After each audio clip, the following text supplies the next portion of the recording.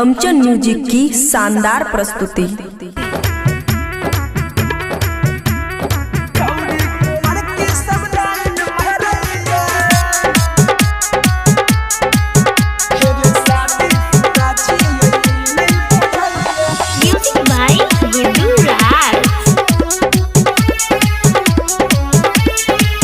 हेरे शादी शुदा छियै ई नहीं बुझैये, छौरी कुमार की सब लाइन मारैये।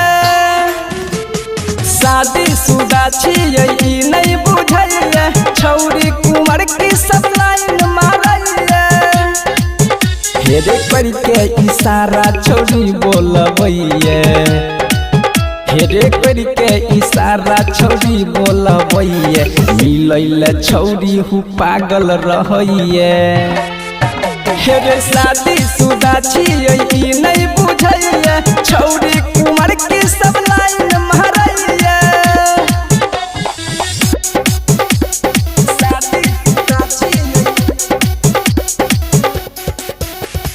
छौरी कुमार की सब लाइन मारैये।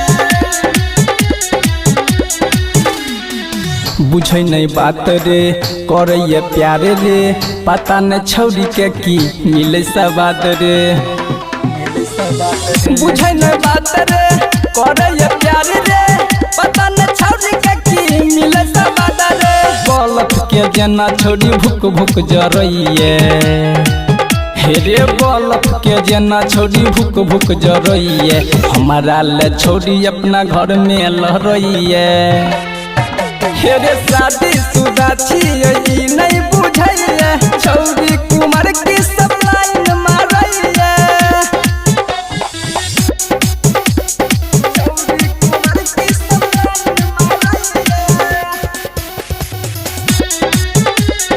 छौरी कुमार की सब लाइन मारैये। करे ई सहारा बुझैया बारा, तुम्ही बता रे केना होते गुजारा।